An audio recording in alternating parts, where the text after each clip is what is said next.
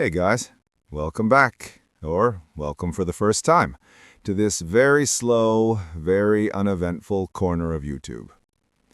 Tonight we're doing what we do best.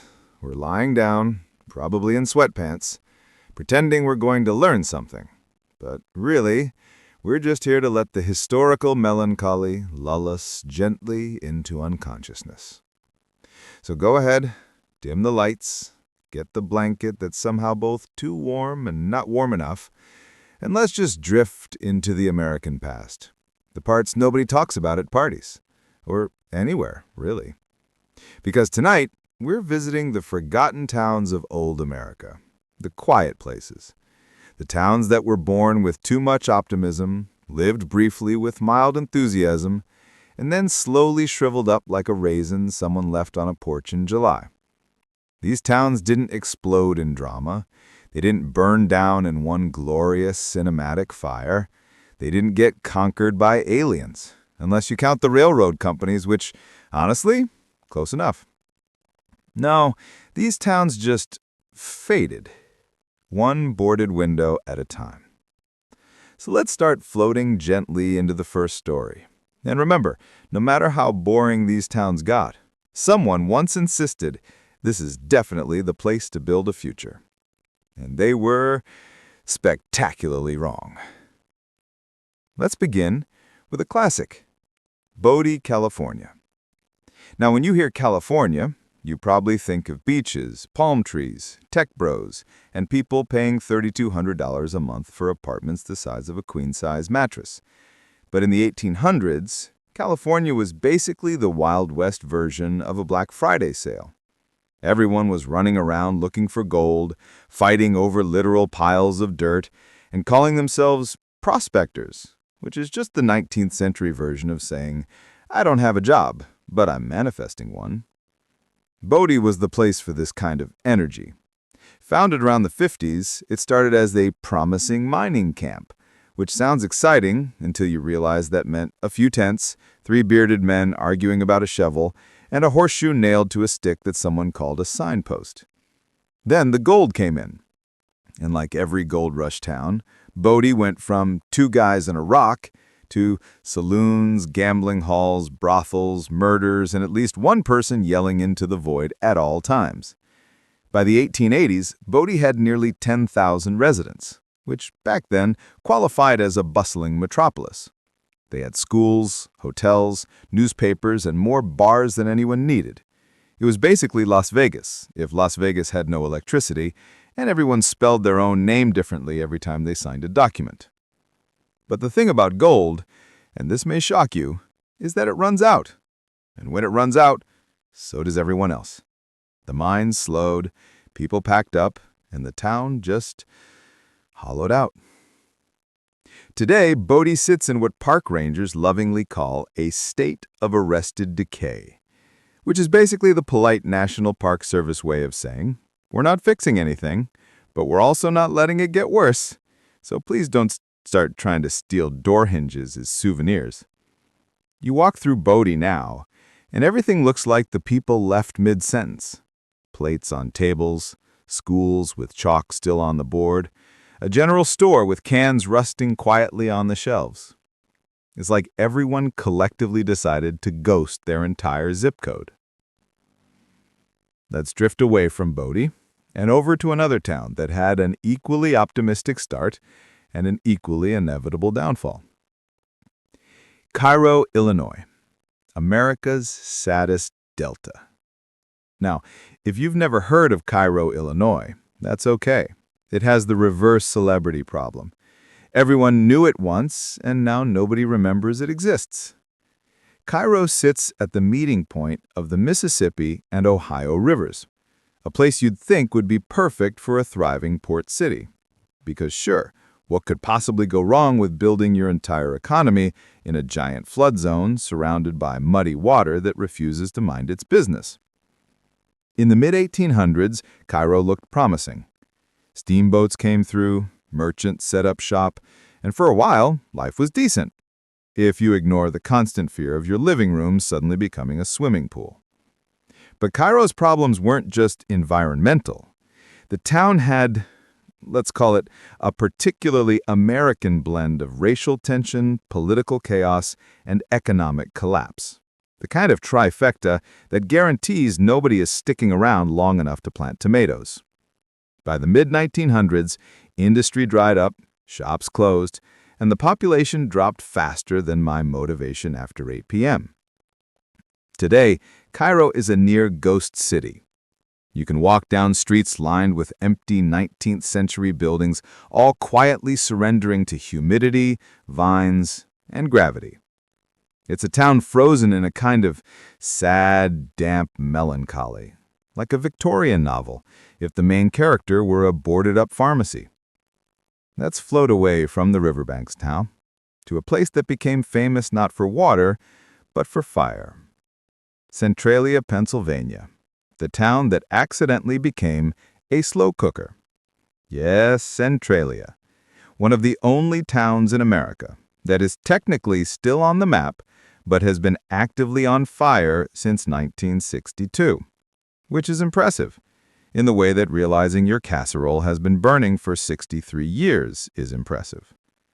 Centralia was a coal mining town, which already comes with certain dangers, like coal dust, toxic fumes, and the knowledge that your job could be replaced by one guy with a bigger shovel. But then, someone, somewhere, decided to burn trash in an old mine opening, because apparently fire plus abandoned coal mine seemed like a great combination to everyone present. Long story short, the fire spread into the mine system, and the mine said, "Cool, free fuel," and began burning endlessly. The fire slipped under the town, into the tunnels, through the soil, and has been quietly roasting the place like a slow-cooked brisket for over half a century. People started noticing sinkholes, fumes, and the incredibly inconvenient fact that the ground was literally hot. Residents slowly evacuated, houses were demolished, the zip code was officially canceled. Imagine living somewhere so abandoned that the post office just says, "Nope, this place is dead to us." Today's Centralia has maybe 5 or 6 people left, all of whom are apparently committed to staying, no matter how many times the ground tries to swallow them whole. It's peaceful there now. Quiet. Most of the houses are gone. Nature has reclaimed everything. There's a strange calmness to the place. Just trees, roads, and invisible fire beneath your feet. And honestly, if that's not a metaphor for American history, I don't know what is. Let's drift gently out of the warm, smoky embrace of Centralia and head somewhere colder, much colder.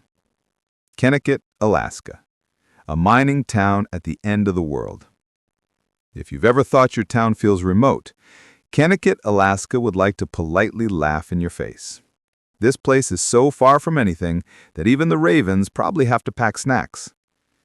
Founded in the early 1900s, Kennecott was a copper mining town so profitable that the company basically treated it like a personal piggy bank.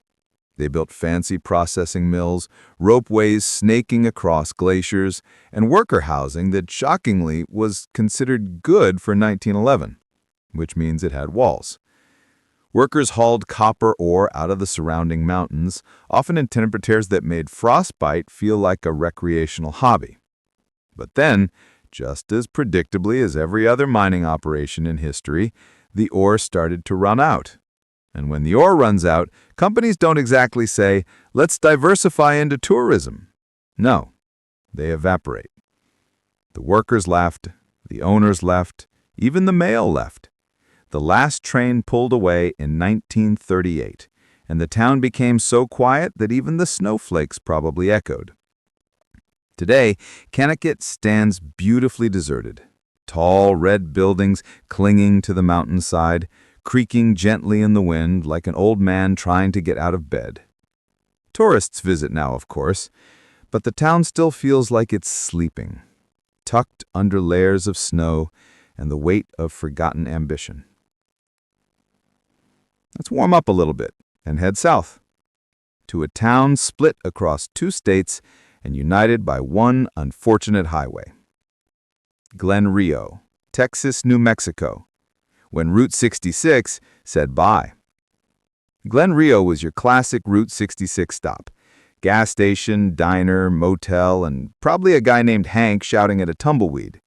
People passing through would grab food, buy postcards, maybe take a picture with a sign that said, "Welcome to Texas, also New Mexico. Just pick one." But then, the interstate arrived, and like a particularly rude dinner guest, it skipped right past the town without even pretending to slow down. Traffic disappeared overnight, businesses followed, and Glen Rio just dissolved into silence. The diner still sits there, the motel sign still clings to its poles, the gas pumps stand quietly like aging robots waiting for customers who will never return. It's peaceful in a way that feels almost staged. Like someone created a movie set called Small Town Sadness and forgot to take it down. Let's glide away, onto dusty roads, toward one more hopeful than hopeless settlement. Bannack, Montana. Gold fever, but make it sleepy. Bannack is one of those towns that sounds exciting if you read the bullet points on a brochure. Gold discovery, Old West history, a sheriff who was maybe also an outlaw. Fun! But the reality was mostly cold winters, dangerous work, and a population that ranged from too many to, oh, it's just us again.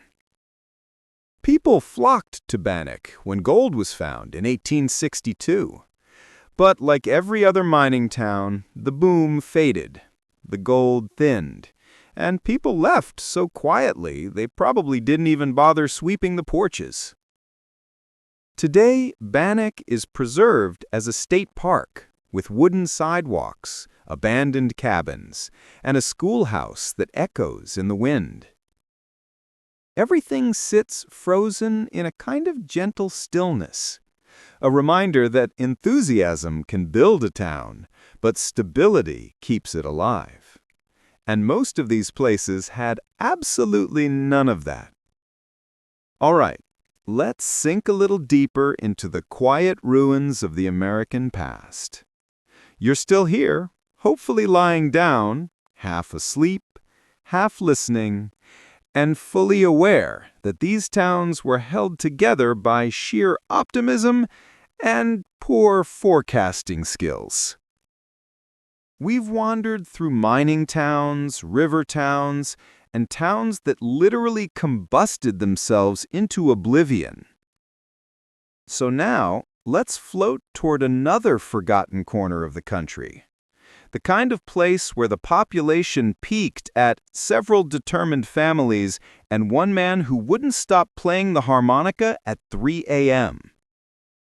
Tonight's next stop is a place that's equal parts charming and just a little odd, which is really the theme for the entire frontier. Thurmond, West Virginia, a town too small for its own train station. Thurmond is one of those places that used to matter way more than anyone remembers. Back in the late 1800s, it was an important stop on the Chesapeake and Oceanic Railway. Trains rolled in, coal rolled out, money flowed, and people thought, this place is going to be huge someday. Spoiler, it was not. At its peak, Thurmond had 500 residents, which, to be fair, is roughly 495 more than it has today. But in the railway era, this tiny town was actually a big deal. Fun historical fact, the Thurmond Depot handled more freight than Cincinnati at one point, which sounds impressive until you remember Cincinnati had, things, like factories and people. Thurmond had a reputation for being a rowdy place. Saloons, gambling, illicit things I won't detail because this is a sleep video. Just imagine Vegas, but on a river, and with significantly more coal dust. The downfall? Steam trains died, diesel took over, and Thurmond didn't keep up. People left, the railroad left, The economy left. Even the stray cats dipped. Today, Thurmond has, and I'm not exaggerating, 5 residents. 5! Which means if you're ever there and you sneeze loudly, you've basically doubled the town's daily activity. The streets are empty, the buildings stand like old theater props, and the depot echoes with the kind of silence you only get in places where time quietly wandered off and never came back. Let's drift out of the Appalachian quiet and head back out west, to a town with a name that sounds like someone sneezed while saying garnish. Garnet, Montana, the ghost town that chose solitude. Garnet is exactly the kind of place you'd expect to find a raccoon mayor. Remote, secluded, and very committed to the aesthetic of, no, we're not fixing that, it's historic. Founded in the 1890s, Garnet thrived during a brief gold rush. People built homes, a hotel, saloons, shops, all the frontier essentials. And for a moment, the town felt promising. People came for gold, stayed for opportunity, and left because winter was trying to kill them. Seriously, Montana winters do not play around. Snow buried entire cabins. Temperatures dropped to, please, no one open the door, the cold might have a knife. When the mines slowed around 1905, people drifted away.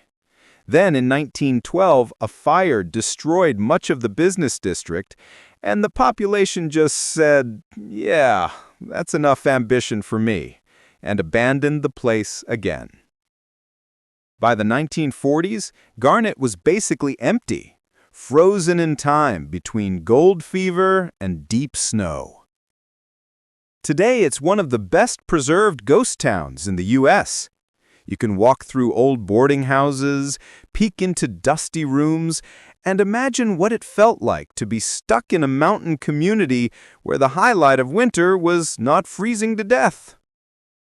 Let's drift away now, farther into the desert, where optimism becomes delusion, and delusion becomes architecture. Rhyolite, Nevada, the town that went too hard too fast. Rhyolite has big, chaotic energy. It's like someone took a boom town, gave it too much caffeine, and said build everything immediately with no long-term plan whatsoever. Gold was discovered in the early 1900s, and suddenly investors from everywhere went, yes, a random Nevada desert valley, a perfect place for my fortune. The town skyrocketed. Within just a couple of years, Rhyolite had 3-story buildings, an electric plant, running water, a train station, a stock exchange, an opera house, because apparently that's a priority, and the famous Bottle House, a building made entirely out of glass bottles because lumber was expensive and recycling was accidentally cool back then. Rhyolite was supposed to be the next San Francisco. Instead, it was the next oops. The gold dried up. Investors bailed. Banks closed, and by 1916, the power plant shut off, and the town quietly dissolved into dust and disappointment. Let's drift onward, toward somewhere quieter, softer, and much older than these boomtown flames. St. Elmo, Colorado, frozen in silence. St. Elmo is what happens when a town decides to just stop. Not burn, not crumble, not explode, just stop. Founded in 1880 during a gold and silver rush, St. Elmo quickly became a bustling mining community. Hotels, saloons, dance halls, the usual frontier chaos. But by the 1920s, the mines failed, the railroad closed, and residents packed up in search of towns with more, life. A few people stayed behind, including the Stark family, a trio who ran the general store and were allegedly the human equivalent of keep off the lawn. When the last of them died in the 1950s, St. Elmo finally gave up the ghost, and the silence settled in permanently. Today, the wooden buildings stand almost exactly as they were a century ago. Porches creak in the wind, dust gathers on old windows, the schoolhouse sits completely empty, a tiny echo of the children who once called it home. There's something peaceful about the place. Not sad, just paused. Like it's waiting for someone to hit resume, but everyone lost the remote. Let's move on, floating deeper into the forgotten heart of America. Because there are more towns where time held still, and more stories that somehow managed to be interesting and extremely boring at the exact same time. Cass, Arkansas, the logging community that logged itself out of existence. Cass is one of those places you only end up in by accident, either because you're very lost or because your GPS decided to let fate choose the route. In the early 1900s, Cass was a thriving logging community. Trees were everywhere, and people saw them and thought, yes, let's cut down absolutely all of these. Lumber towns were notorious for burning bright and fast, like candles made entirely out of bad Planning. And Cass was no exception. Workers logged the surrounding forests at a breakneck pace. The sawmills buzzed, rail cars rolled. Everyone assumed the forest would last forever, which is an adorable level of optimism. When the timber ran out, and trust me, it did, Cass had nothing left to offer. The mill shut down, families moved on, and the town quietly faded into the trees it had once enthusiastically murdered. Today, Cass is little more than a scattering of ruins and foundations, hidden beneath the canopy of a forest that slowly grew back, as if to say, "Don't worry, guys, we're fine." Let's wander out of the woods and into another fading place, one that people still technically live in, though barely. Ludlow, Colorado, a town overshadowed by tragedy. Ludlow is remembered mostly for one event, and while we're keeping things calm here, that event was, let's say, not cheerful. So instead, let's talk about the town itself. Ludlow existed because of coal. People moved there for mining jobs, company housing, and the hope of making a stable living in a very unstable industry. But the mines struggled, labor disputes flared, and as mining declined throughout the 20th century, the town slowly shrank. By the 1960s, Ludlow had basically turned into a historic site, surrounded by quiet Colorado hills and the memories of the workers who once filled its streets. Today, Ludlow feels less like a town and more like a whisper. A place you pass on a long drive, wondering who lived there and what their days were like in the shadow of the mines. Let's drift away again, out of the woods and into another fading place, one that people still technically live in, though barely. Cerro Gordo, California. Silver dreams, dusty reality. Before it was a YouTuber renovation project, Cerro Gordo was one of the most productive silver mining towns in California. It boomed in the 1860s, producing a ridiculous amount of silver and lead that helped fuel the growth of Los Angeles. Miners made fortunes, saloons overflowed, and the town reportedly had a murder every week, which is a fun historical statistic, until you realize it means they needed that many coffins. But by the early 1900s, the mines dried up, and everyone went looking for the next shiny thing. LA grew, Cerro Gordo shrank, and eventually the town emptied out, leaving behind dusty streets, broken buildings, and a spectacular view of the Inyo Mountains that absolutely nobody enjoyed because nobody was there. Today, Cerro Gordo stands quiet, full of wind, rust, sunlight, and the ghosts of dreams that ran out of ore. The forgotten towns of old America, vanished without a trace. So, where were we? Right, drifting through the dusty leftovers of the American dream, where entire towns just kind of sighed, gave up, and faded into the horizon like a Windows XP wallpaper. Let's keep floating. Moving on to another blink-and-it's-gone place, St. Thomas, Nevada. Now, St. Thomas is one of those towns that really didn't ask for much. A little desert breeze, a functioning well, a patio view that didn't include utter annihilation. Unfortunately, in the 1930s, the U.S. government decided the Colorado River should probably stop flooding every 2 weeks. So they built the Hoover Dam. Cute idea, very practical, very modern, except for the part where the rising waters basically said, "Oh, hey, St. Thomas, mind if we make you a lake? Great, thanks." Residents had time to pack, technically, but imagine packing your entire life knowing it's because your town is about to be underwater. Like, yes, Sharon, bring the china. Maybe the fish will enjoy the pattern.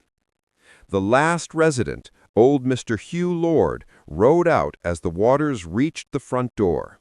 He reportedly locked his post office box, waved at nobody in particular, and floated away. Absolute main character energy. And then, the town just disappeared beneath Lake Mead. Today, when water levels drop, which they do a lot, St. Thomas pops out again like a desert ghost, saying, "Miss me?" If a town could text you at 3 a.m. with YUD, it would be this one.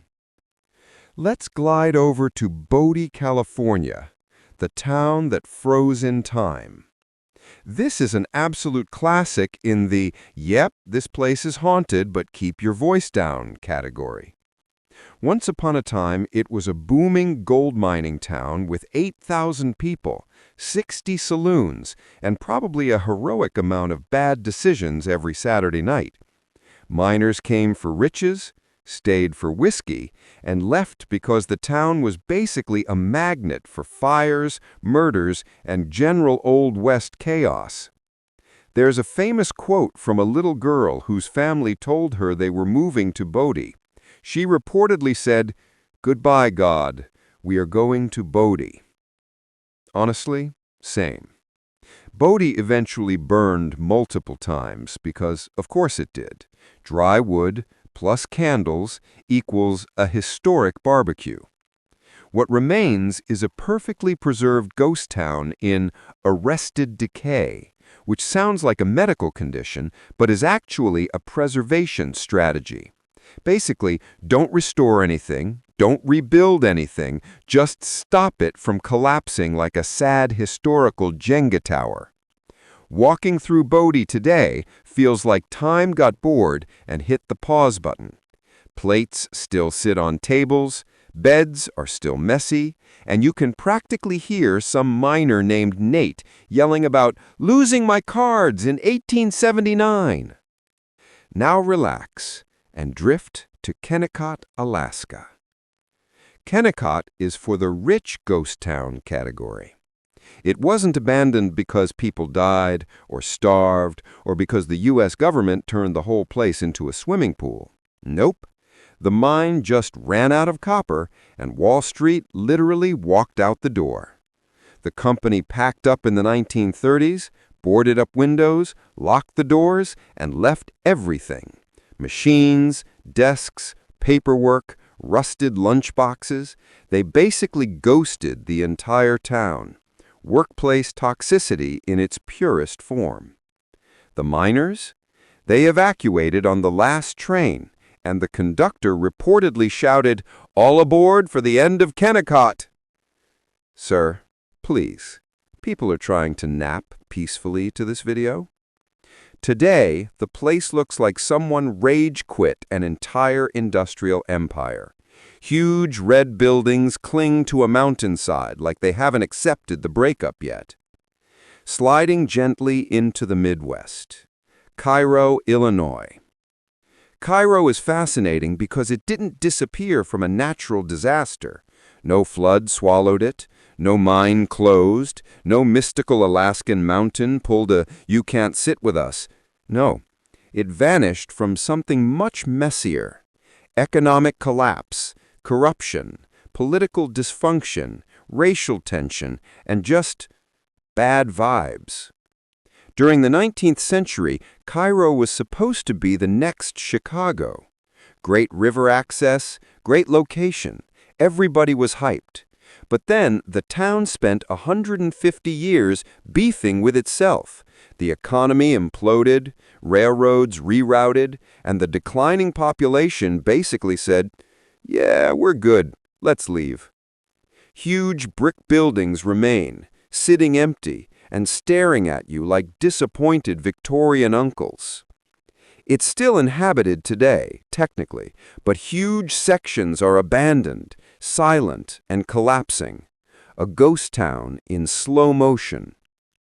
Let's drift even deeper into the quiet. Centralia, Pennsylvania. Ah, yes, the town that is literally on fire.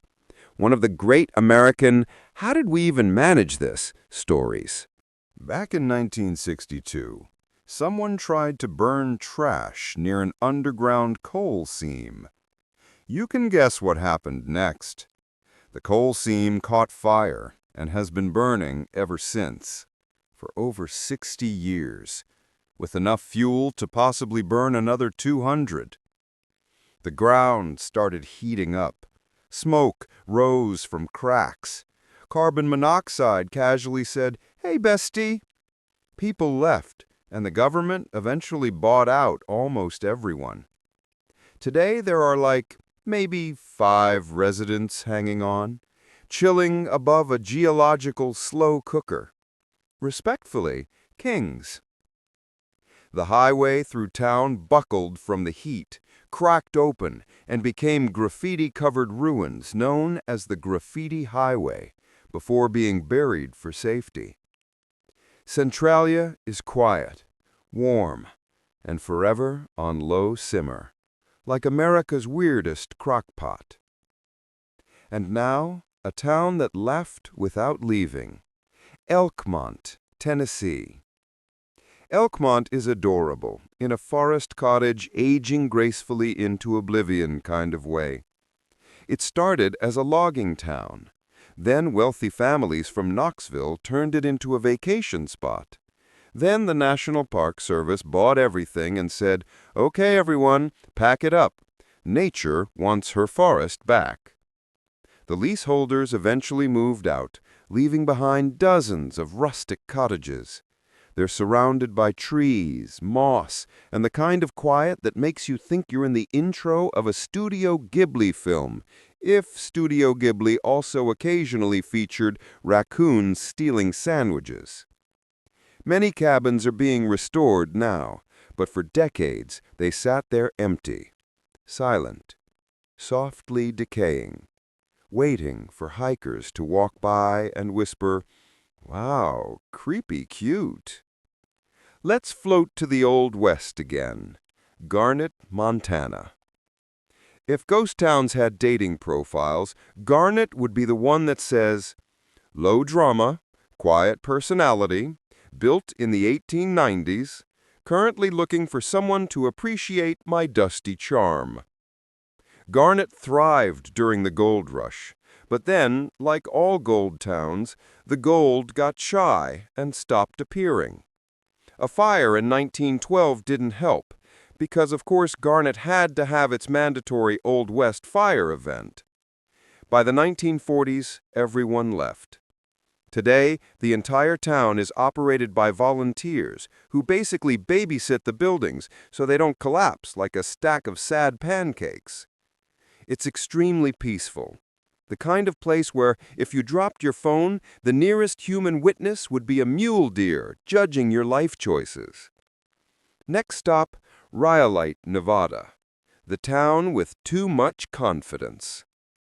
Rhyolite is what happens when a town believes in itself just a little bit too much. It grew fast, it boomed hard. It built a 3-story bank, an opera house, schools, electric lines, the whole glamorous package. And then, the mine ran dry.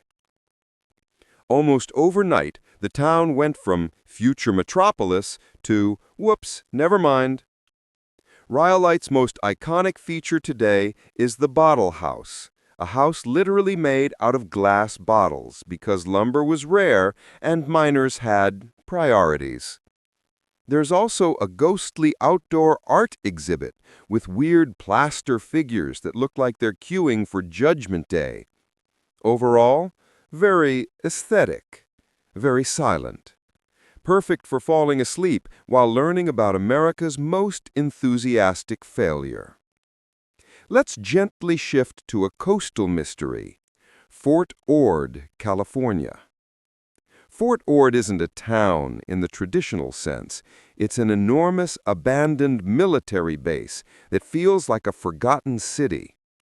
At its peak, it had 50,000 soldiers, schools, shops, neighborhoods, theaters, endless concrete barracks.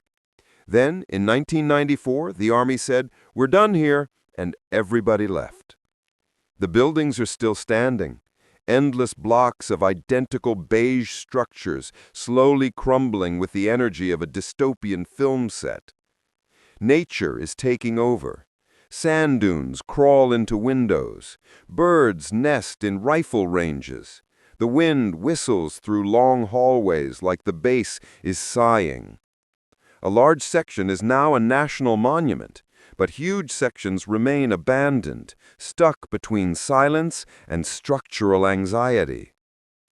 And now, close your eyes as we drift toward another desert remnant, Calico, California.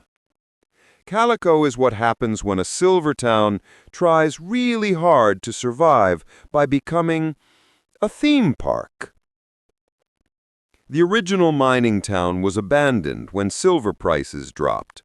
Then Walter Knott, yes, the Knott's Berry Farm guy, bought the whole place and rebuilt half of it to create a tourist-friendly ghost town. So technically, Calico is half real, half cosplay, which is honestly kind of charming. When walking there, you'll see original buildings sitting next to reconstructed ones that look like they were built by a History Channel production intern with a hot glue gun. But the effect is still cozy, quiet, softly bleached, a little silly, perfect for bedtime. Let's end this section with a soft glimpse at Garnerville, New York. Garnerville isn't fully abandoned, more like partially ghosted. Old brick factories lie silent along the river, slowly being reclaimed by ivy. Some buildings are converted into art studios or lofts. Others remain empty, holding on to the last echoes of industry. It's a reminder of how many American towns didn't die fast. They just slowly exhaled, decade after decade, until people forgot they were ever important. The forgotten towns of old America vanished without a trace. All right, let's keep wandering, nice and slow, like a tumbleweed that forgot where it was supposed to roll. We've drifted through deserts, forests, and coal fires, so now it's time to float into a few more places that America quietly misplaced. No rush, no excitement, just the soft hum of abandoned dreams. eerie silence in the south. Rodney, Mississippi. Rodney is one of those towns that almost made it big. Like it was this close. In the early 1800s, Rodney was actually supposed to be the territorial capital. People were hyped. Buildings went up, riverboats stopped by, everyone was ready for their glow-up moment. And then, the Mississippi River changed course. If rivers had personalities, the Mississippi would be that one friend who keeps rearranging the living room without warning. Over a few decades, the river drifted away, leaving Rodney sitting awkwardly inland like, so, anybody coming back? Nope. The town dried up, faded out, and by the mid-20th century, almost everyone had moved away. Today, only a few spooky, half-sinking buildings remain, including a church that looks like it's slowly melting back into the ground. When storms hit, the whole area floods anyway, because nature enjoys irony. Drifting up to the plains, Monowi, Nebraska.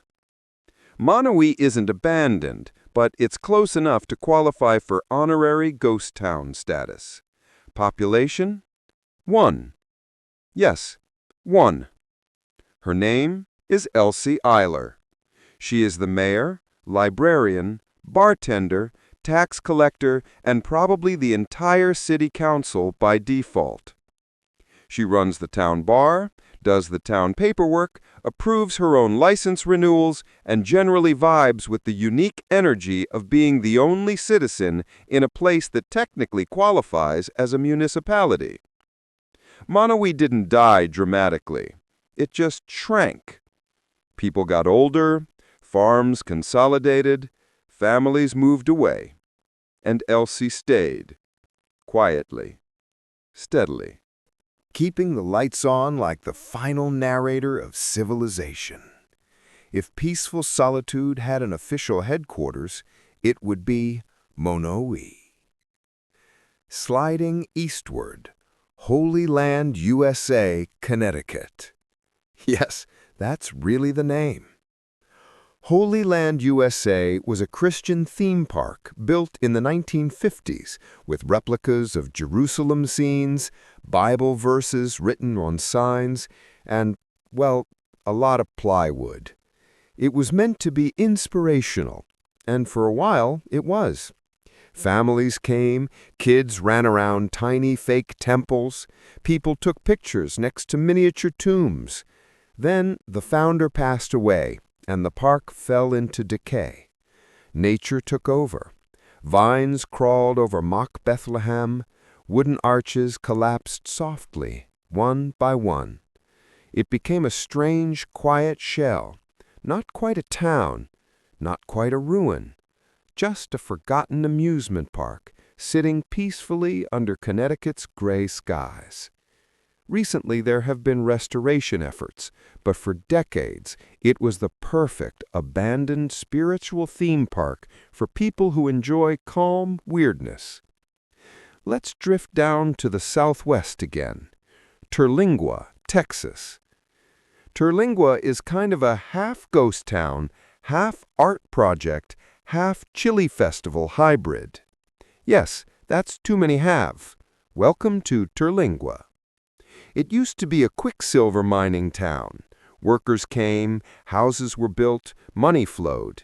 And then mercury prices tanked and the town evaporated. Today, it's partially revived. Quirky artists, desert wanderers, and chili cook-off legends live among the ruins. You'll find old stone buildings collapsing elegantly under the sun. You'll find rusted mining equipment sitting like ancient sculptures. And you'll also find a hotel, a coffee shop, and people doing yoga while a dust storm casually strolls by. Terlingua never fully died. It just shapeshifted into something weird and sleepy, perfect for our vibe. Gently moving to a more hidden place, Custer, Idaho. Custer is tucked away in the woods near the Yankee Fork River, a little cluster of log buildings that looked like they were abandoned by very polite people. It grew in the 1880s thanks to the gold rush.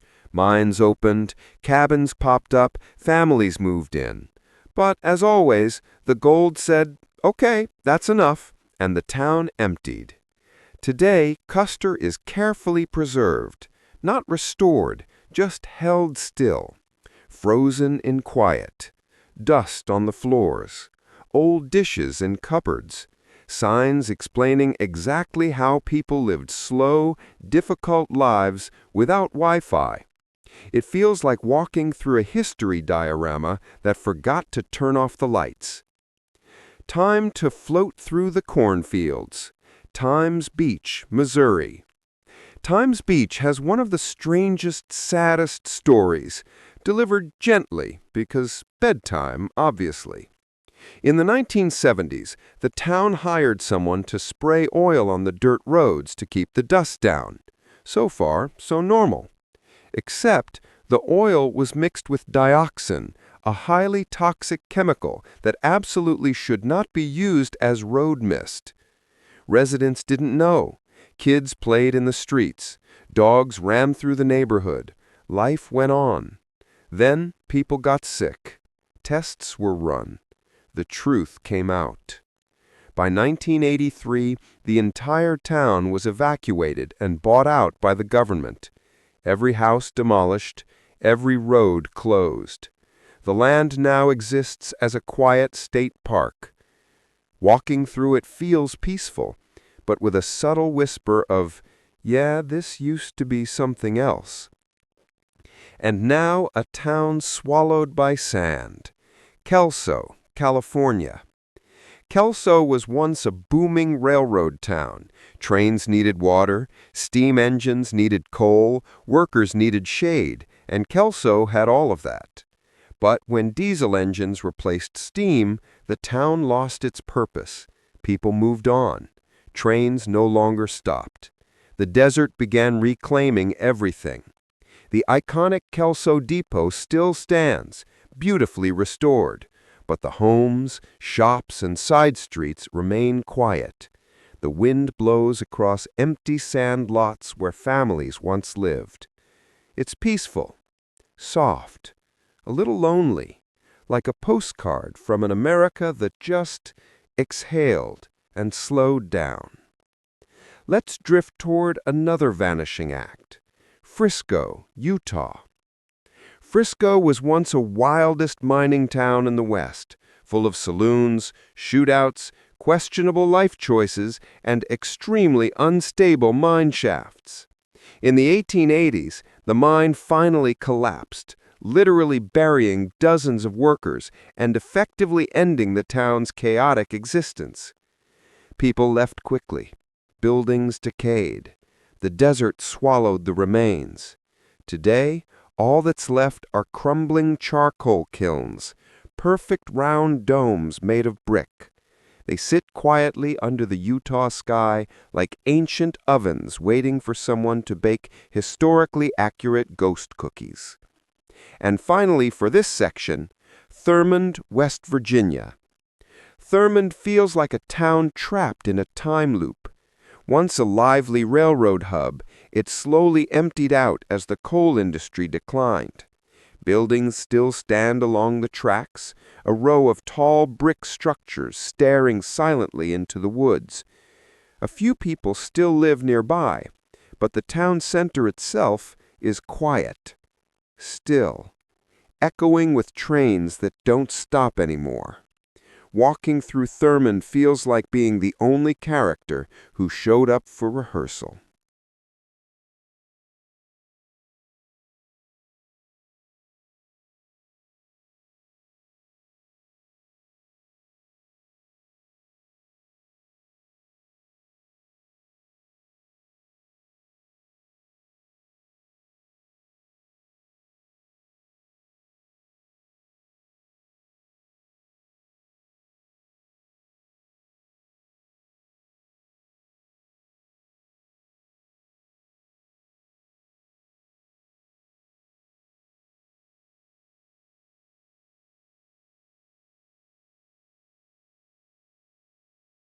Sliding toward the water. Portlock, Alaska. Portlock, also known as Port Chatham, is where history, folklore, and please don't wake anything up energy mix together. It was a cannery town in the early 1900s. Workers processed fish. Boats came in and out. Normal coastal town things. Then, according to stories, people started disappearing. Strange prints showed up in the woods, and entire groups quietly left the village, choosing not to risk whatever was lurking out there. Nothing confirmed, of course. No dramatic monster. Just enough weirdness that the town emptied itself like a polite evacuation drill. Today, it's silent, overgrown. Nature reclaiming every inch. Perfect for relaxing, as long as you don't think too hard about the local legends. But we won't. Bedtime rules. Drifting gently back to the lower 48, New Idria, California. New Idria feels like the ghost of environmental disasters past. It was a mercury mining town, which already sounds like a red flag, and at its peak, hundreds of workers lived there, extracting quicksilver for American industry. Then the mine closed. Structures rotted. Toxic waste quietly seeped into the landscape because environmental regulations at the time were basically, the earth will figure it out.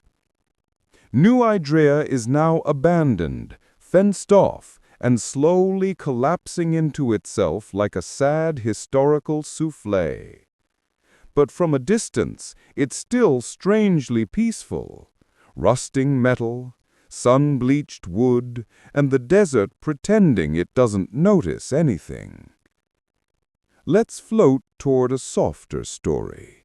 Atlantic City, Wyoming. Not to be confused with the loud, neon-packed Atlantic City, famous for casinos and questionable decisions. This Atlantic City is a tiny mining town in Wyoming that once buzzed with gold fever. People built homes, ran shops, drank terrible frontier whiskey, and tried their luck in the mines. Then the mines closed. People moved on, and the town faded until only a few cabins and buildings remained. Today, a handful of residents still hold down the fort, giving the whole place a half-alive, half-dreaming aura. Many ghost towns feel empty. Atlantic City feels paused.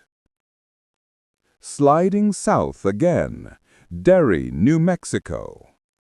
No relation to Stephen King's Murder Town, this Derry is much sleepier.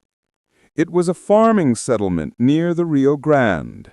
Families raised crops, built adobe houses, and lived quiet lives. But irrigation failed. Drought came, and without reliable water, the community slowly drained away. All that remains today are soft adobe ruins melting into desert soil, like memories dissolving peacefully. It's the kind of place where the wind does all the talking. Let's drift toward another lonely spot. Ruby, Arizona. Ruby is one of the best preserved ghost towns in the Southwest, which might sound impressive until you realize how low the bar is when most ghost towns are just half a wall and a sad sign. Ruby had a schoolhouse, a jail, stores, neat rows of houses, mines that produced silver, gold, and lead. But then, trouble hit. Bandits, economic downturns, mines shutting down. And by the 1940s, the last residents left, Today, Ruby is frozen in time. Rusted mining equipment, silent buildings, a lake reflecting empty hills. It's calm, still, perfectly unbothered by the last 80 years.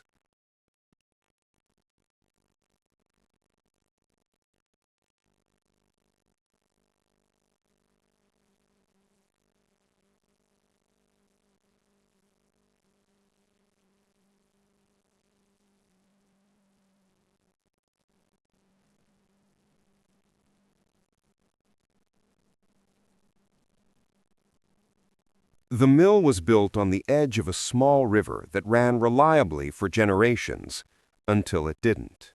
At some point in the 1840s, the river changed course. Entirely. Just turned left.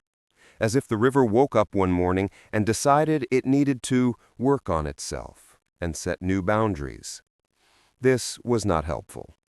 With the water gone, the mill stopped turning. With the mill stopped turning, the economy stopped turning. And with the economy stopped turning, the people stopped staying.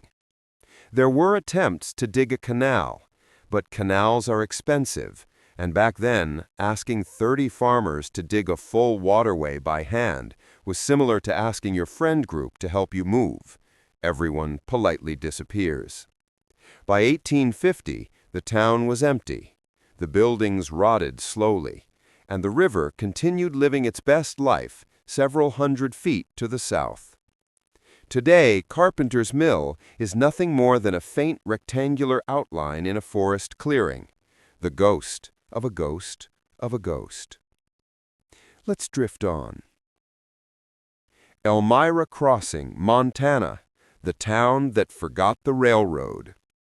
Next, we float into Montana.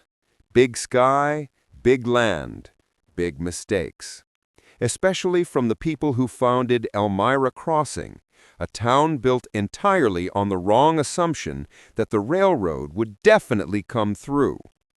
Spoiler, it did not.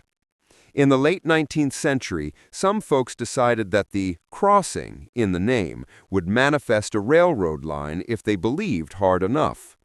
This is the same logic used by people who try to manifest text messages from their crush, usually with the same results. Elmira Crossing quickly grew from a camp into a small town. They built homes, barns, a school, and even a hotel that was way too nice for the middle of nowhere. The town newspaper, yes, they prematurely started one prematurely, ran confident headlines like, "Railway survey expected any day now," and "Tracks will bring 1,000 new families." They never got a survey. They never got a track. And the only new families were prairie dogs. The real railroad passed 50 miles north, which, to be fair, isn't that far, unless you're trying to run a town. Being 50 miles away from the railroad in the 1880s was like launching a YouTube channel that only posts once every 4 years. You technically exist, but practically you don't. By 1900, Elmira Crossing was mostly abandoned. By 1920, completely. And by the 1940s, locals couldn't even agree on where it had been. You know your town was forgettable when even the nearest living community shrugs when asked. Dunhaven, Maine, the village that slowly sank. Let's float to the far northeast, into the foggy forests of Maine. Here we find the remains of Dunhaven, which technically still exists, but underneath several feet of swamp. Dunhaven was founded in the early 1700s with settlers who apparently looked at a bog and thought, "Yes, perfect, let's build our homes right here. Nothing bad could happen." As it turns out, a lot could happen. The area around Dunhaven was a peat bog, and peat bogs tend to shift. Slowly, patiently, almost politely, but steadily.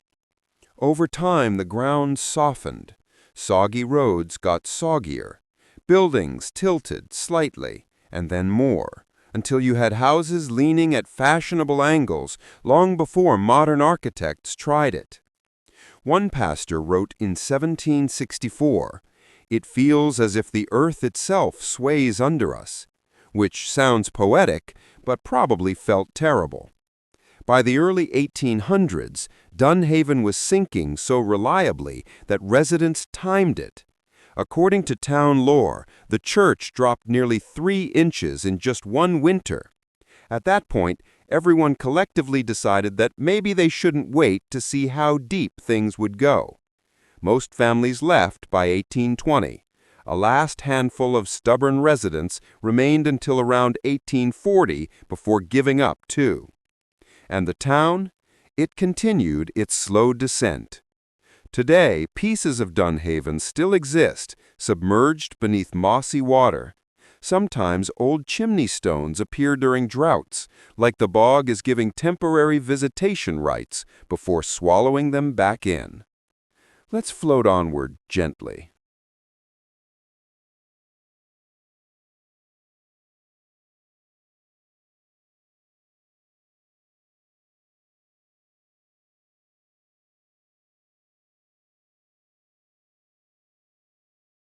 By 1930, the few remaining buildings were abandoned.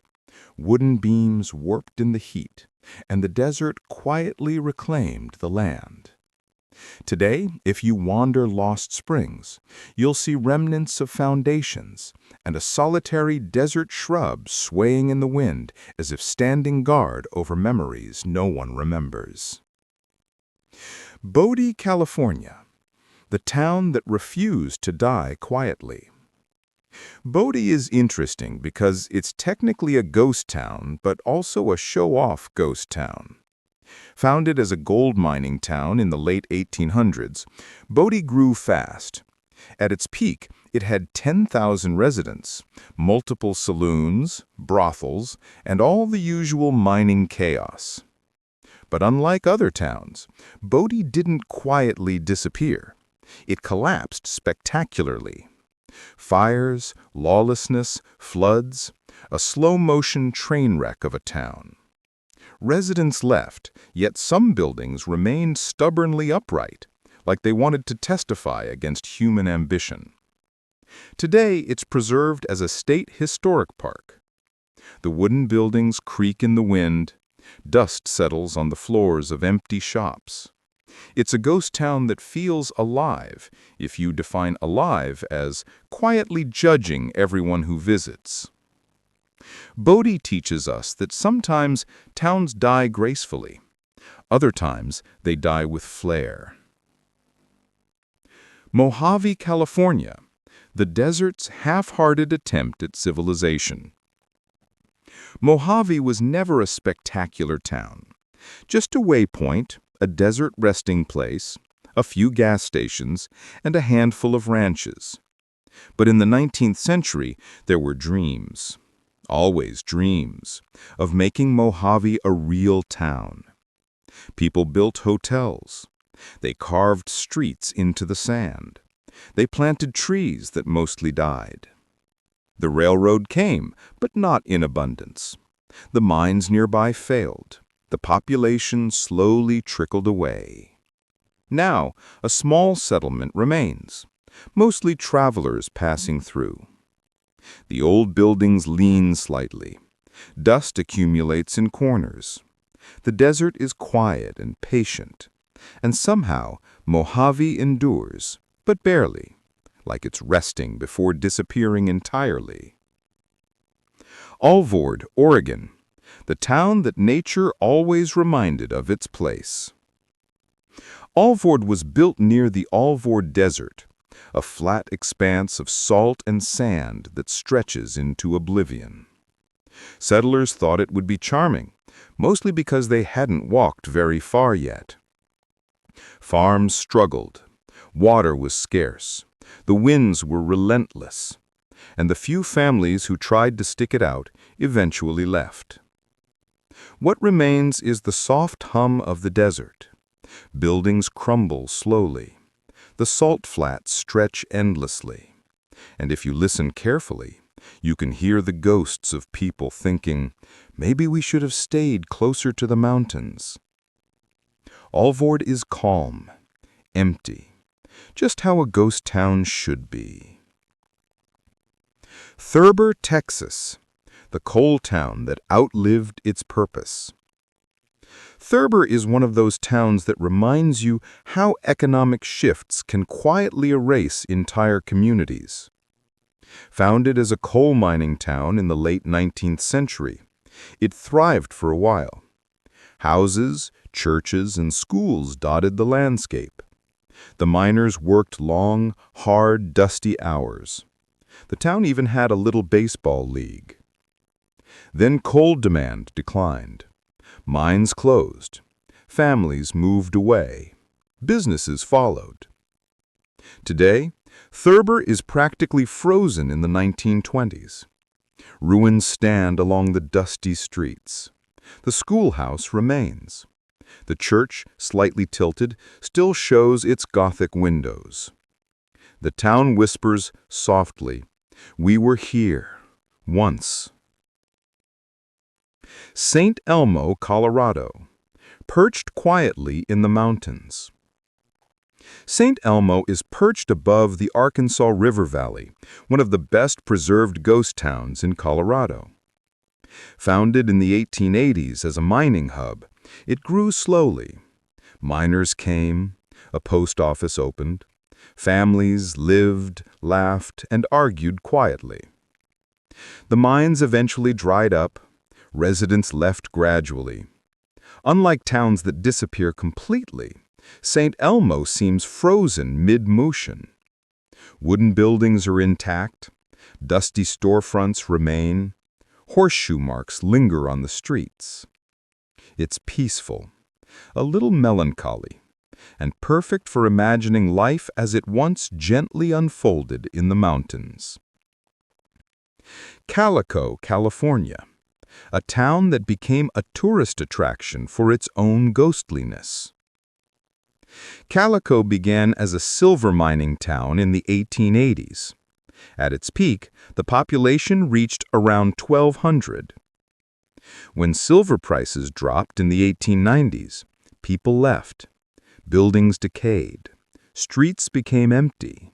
And then, the town got lucky. In the 1950s, someone decided it would be a great tourist site. They restored buildings, built replica shops, and turned Calico into a ghost town amusement experience. It's unique because it's half authentic history, half modern kitsch. You can almost feel the whispers of miners and their families quietly observing visitors sipping soda in modern convenience. Rhyolite, Nevada, the town built too fast.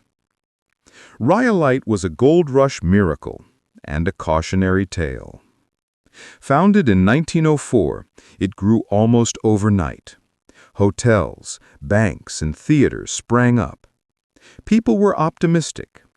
Newspapers called it the next big thing. But the gold was shallow. By 1911, the town was collapsing. Buildings were abandoned. Residents left, and the desert quietly took over. Today, the ruins are elegant in decay. The train station stands like a forgotten stage set. A bank vault leans as if sighing. And the desert dust carries a soft reminder of how ambition sometimes outpaces reality. Garnet, Montana, a town left in the pines. Garnet was a gold mining town hidden in Montana's mountains. At its peak, hundreds of people lived there. When the mines dried up in the early 20th century, people left. Buildings decayed slowly. Nature crept in. Trees grew through cracks in the floorboards. Windows shattered quietly. Garnet is now preserved as a ghost town. Visitors walk along soft dirt streets, feeling the calm of a settlement paused in time. There's no rush, no excitement, just the gentle whisper of history. Vulture City, Arizona. Quiet among the cacti. Vulture City grew around the Vulture Mine, Arizona's richest gold mine in the late 1800s. The town flourished. Saloons, a hotel, and dozens of cabins were built. Miners worked long days. Families lived in relative isolation. As gold dwindled, the town emptied. Buildings decayed. Desert sands reclaimed streets. Today, some restoration preserves a few structures, but most of Vulture City is quiet desert. Even the cacti seem respectful, standing tall as if guarding secrets of the past. We've now wandered through deserts, mountains, rivers, and plains. We floated past towns that disappeared slowly, dramatically, tragically, and quietly. Each one carries its own soft, melancholic echo. And there are hundreds more. Hundreds of little empty squares on maps. Hundreds of streets where footsteps are optional. Hundreds of windows that look out on nothing but sky and memory. All right, settle back. The towns ahead are quieter now. They don't make headlines. They don't feature in postcards.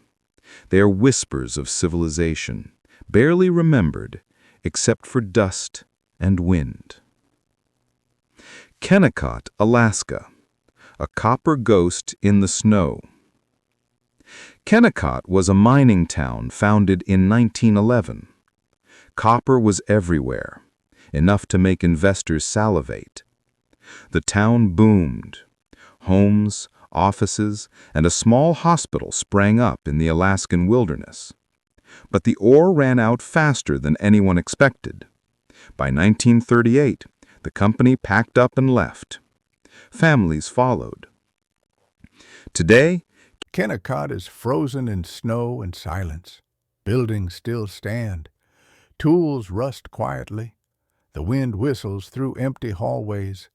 Visitors sometimes wander here, but mostly it's just the mountains and the sky, keeping the memories safe.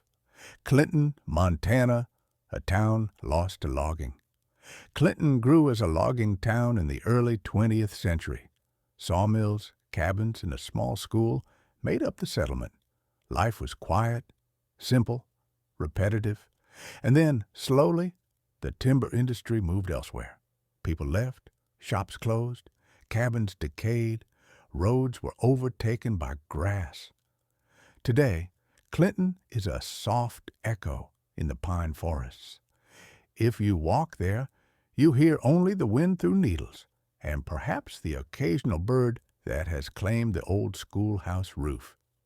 Animas Forks, Colorado, high above the world, perched at over 11,000 feet, Animas Forks was a mining town with ambition bigger than its snow-packed streets.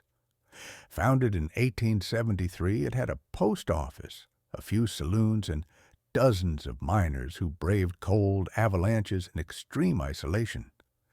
By the 1920s, the mines were exhausted. Residents left, buildings rotted. Snow and wind slowly reclaimed the town. Today, Animas Forks is preserved for visitors, a series of quiet, frozen structures standing against the Colorado sky. Walking its streets feels like floating through a long-forgotten snow globe.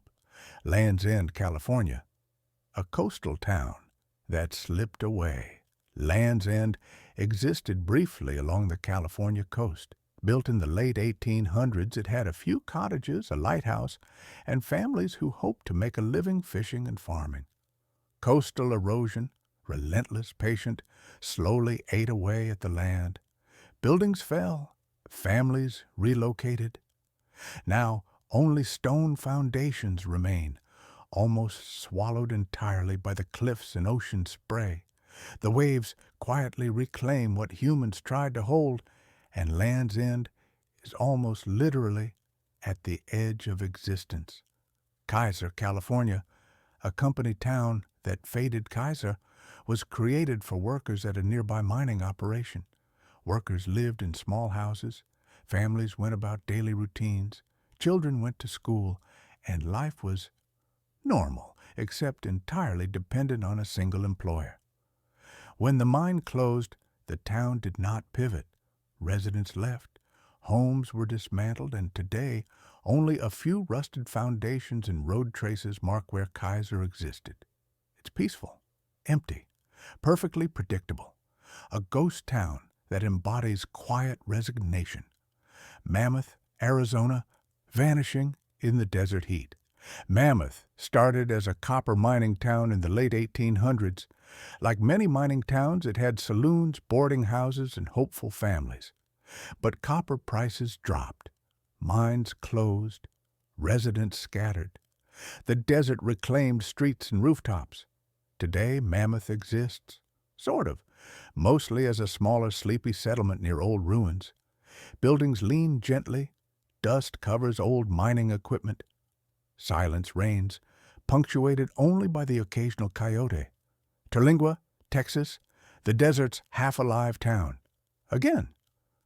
We've mentioned Terlingua before, but it deserves a slow revisit. It started as a mercury mining town, boomed briefly, and then nearly vanished. Today, it's an odd hybrid, part ghost town, part tourist spot, part artist enclave. Walking its streets feels like wandering through a novel left open on a dusty table. Characters may have left, but traces of their existence remain in every crumbling wall, rusted mine cart, and quiet corner. Rhyolite, Nevada, another glimpse of glamour. Lost Rhyolite, as previously mentioned, was built too fast, collapsed too fast, and now stands quietly in the desert sun. Buildings lean like tired dancers. The old bank vault remains, staring at the desert. Streets are empty, and time drifts past slowly, like sand slipping through a careless hand. Terracotta, California, the clay town that went quiet. Terracotta was founded to produce clay for brickmaking. Workers came, a town formed, and the clay pit prospered. Eventually, the industry moved, people left, and the town disappeared. Today, only soft, empty hills mark its former presence. Birds nest in the old clay pits, and the wind whistles softly over abandoned foundations. Perfect for bedtime imagining. Kendrick, Idaho, a town overlooked by everything. Kendrick grew quietly as a farming settlement. Families lived there, children ran across dirt roads, and life was steady. Over decades, younger generations moved away to cities. Businesses closed. Schools consolidated elsewhere. Kendrick is now mostly empty. Its streets are quiet. Its homes stand, but are rarely inhabited. Silence blankets the town like an old quilt. Oatman, Arizona, the Route 66, ghost that lives in donkeys. It's calm now, peaceful and perfect for gentle contemplation, and perhaps a little nod to human ambition that once thrived here. Cerro Gordo, California, mines above the clouds. Cerro Gordo was founded as a silver mining town high in the Inyo Mountains. Buildings clung to slopes, mines were active, and families worked quietly, isolated from the world. When mining declined, residents left. Nature slowly reclaimed streets and buildings. Today, Cerro Gordo is being partially restored by private owners, but its quiet hills remain, whispering softly to anyone who dares to linger. We've now wandered through deserts, mountains, rivers, and forgotten hills. Dozens of towns passed quietly beneath our sleepy gaze. Some disappeared gently. Others left dramatic traces of ambition and decline. All right, settle back. We're floating through more of America's quiet, forgotten places. Dusty streets, collapsed buildings, and faint memories await. Silver Reef, Utah, saltstone and slow abandonment. Silver Reef started in the 1870s as a silver mining town. Buildings were built from local stone. Businesses grew slowly. Families lived quietly, mining the precious metal. When silver prices dropped, residents left over the years, not in a rush, but like water slowly seeping from a cup. Today, some stone buildings remain, quietly standing against the desert wind. Streets are empty. Doors are open to no one. And the air is still heavy with history. Keen Wonder Mine, Nevada. Mining ambitions faded. Keen Wonder was centered around a mine in Nevada. Miners came, lived in small cabins, and worked long days. The mine produced for a while, then slowed. Families gradually left. Buildings decayed. Desert sands reclaimed streets. Visiting today feels like walking through the memory of ambition. Calm, empty, and gentle, with only the occasional tumbleweed passing by. Monte Cristo, Washington. Mountains, keepers of silence. Monte Cristo was a mining town in the Cascades. Residents built cabins, operated mills, and hoped for prosperity. The mountains were unforgiving, the winters long. By the early 1900s, mining declined. Families left slowly, almost politely. Cabins fell apart. Roads were overtaken by trees and brush. Now, only ruins remain, quiet among the evergreens, whispering stories to hikers who pass softly through. Bannack, Montana, the territorial ghost Bannack, was founded in 1862 as a gold mining town. The town grew quickly. Buildings, stores, and a courthouse appeared. Life was simple, yet bustling for the time. Once gold declined, families departed gradually. Buildings slowly decayed. Today, Bannack is a preserved ghost town, calm, quiet, and perfect for imagining life paused in time. Cactus Flat, Arizona, desert dreams that withered. Cactus Flat was a tiny settlement in Arizona. Settlers arrived, planted crops, and built homes. The desert, however, had other plans. Water was scarce. Crops failed. Families left one by one. Buildings slowly succumbed to heat and wind. Now only stone foundations and desert scrub remain, whispering softly to anyone who stops long enough to listen. Chloride, Arizona, glitter that faded slowly. Chloride grew as a silver mining town in the 1860s. Buildings were modest. Families lived quietly. Miners worked long days. Once silver declined, the town emptied gradually. Buildings decayed. Streets became silent. Today, a few residents remain, but most of Chloride is calm ghost town territory, with dust settling thickly on every surface. Ruby, Arizona, mountains and memories. Ruby was a small mining town in Arizona. Families lived quietly. Miners worked. A few shops and homes dotted the landscape. By the 1940s, the mines had closed. Residents left slowly. Buildings fell into disrepair. Nature reclaimed the town with patience. Now Ruby is calm, quiet, and perfect for imagining a century-old life paused mid-motion. Terra Nova, Nevada. Desert silence. Again, Terra Nova was a short-lived mining settlement. It had a few cabins, a general store, and hopeful families. Once mining slowed, people left. Cabins decayed. The desert reclaimed streets. Today, Terra Nova is empty. Its only soundtrack is the wind moving softly over the sand.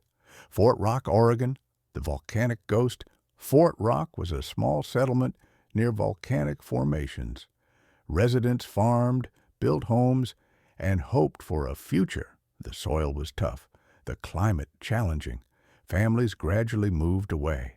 Buildings decayed. Nature reclaimed the area slowly. Now, Fort Rock is peaceful, quiet, and empty. The soft hum of volcanic hills replacing human voices. Body revisited, California. dust in silence. Body deserves another mention. Once lively with 10,000 residents, it collapsed into a quiet ghost town. Buildings lean slightly, dust settles thickly. The wind whistles through broken windows. It's a town that teaches calmness, patience, and quiet reflection. Perfect for the kind of slow, sleepy history we're exploring tonight. Garnet, revisited, Montana. Time paused. Garnet remains perched in the forested hills of Montana. Families once lived, miners worked, children played in dusty streets. Nature reclaimed it gently. Wooden structures creak in the wind. Trails lead visitors softly past abandoned cabins. It's quiet, calm, and perfectly frozen in the past. Chloride, New Mexico, deserted simplicity. Another chloride, this time in New Mexico, existed briefly for mining. Few families lived here. Shops and cabins dotted the desert. Once resources declined, people left gradually. Buildings rotted quietly. Nature crept in, reclaiming streets.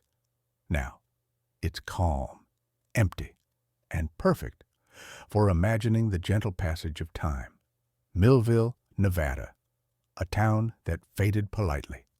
Millville existed as a small mining settlement. Cabins, a general store, and families made up the town. Once mining slowed, residents left gradually.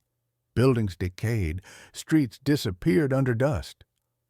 Today, Millville is calm, empty, and quietly resting in the Nevada desert. Tombstone, Arizona. The famous quietly rested Tombstone is a famous name, but after its boom years, it became calmer. Once bustling with miners, gunfights, and saloons, Tombstone gradually emptied. Today, parts are preserved for tourists, while quiet streets and deserted corners remind us that even famous towns eventually drift into silence. Summit City, California, peaks and ghosts. Summit City existed briefly as a mining town. Families and miners lived quietly, hoping for prosperity. Once resources declined, residents left. Nature reclaimed the hills. Buildings decayed. Now Summit City is quiet, calm, a reminder that ambition doesn't always last forever. Terlingua, final whisper. Finally, Terlingua again, our desert companion. It's part ghost town, part tourist curiosity. The mercury mines are gone. The streets are quiet. The wind whispers over empty buildings, telling stories only patience can hear.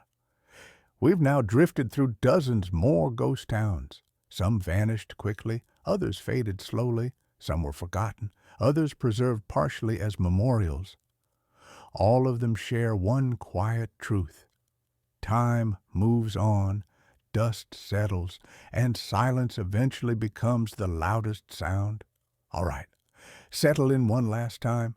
We're reaching the quietest corners of America, towns almost entirely erased by time, nature, or human forgetfulness. The soft whisper of history carries us onward. Rhyolite, Final Look, Nevada, Desert Elegance.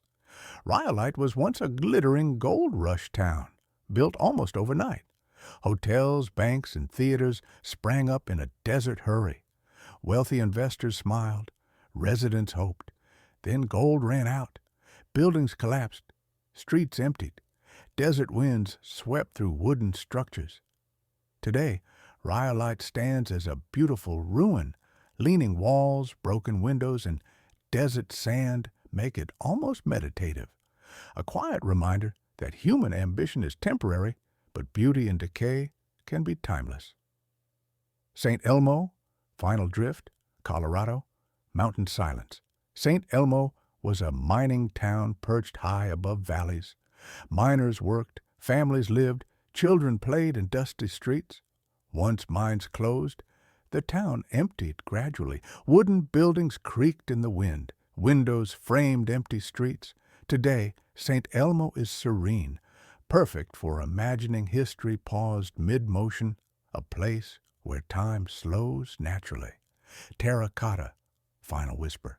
California, clay and calm. Terracotta produced bricks once. Workers built homes, families lived simple lives. When industry moved on, residents left quietly, buildings decayed, roads disappeared, nature crept in. The town is now a quiet ghost, clay pits empty, and dust settling thickly. A perfect meditation for the imagination.